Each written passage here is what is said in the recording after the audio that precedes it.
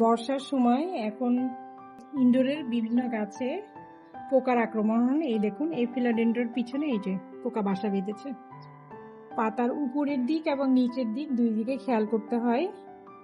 আমি গাছগুলোকে পরিষ্কারও করে দিচ্ছি, আবার সেই সাথে নিম পাতার যে পানি সেটা দিয়ে আসলে পরিষ্কার করছি। একসাথে আমার দুইটা কাজ হচ্ছে, একটা হচ্ছে উপরের যে পাতার সারফেস এটা পরিষ্কার হয়ে যাচ্ছে এইভাবে করে ডলে ডলে, তারপরে এইভাবে করে এই যে এটা সহ।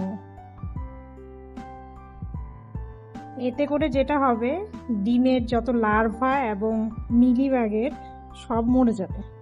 আপনারা এভাবেও করতে পারেন, আবার স্প্রেয়ার দিয়ে স্প্রেয়ার করেও দিতে পারেন। খেয়াল রাখবেন উপরে না যত দিবেন তার থেকে বেশি নিচে, একেবারে প্রতিটা পাতার নিচ একেবারে ভিজিয়ে দেবেন, তাহলে এই নিমের পাতায় খুব ভালো উপকার হয়। প্রতি সপ্তাহে একবার করে।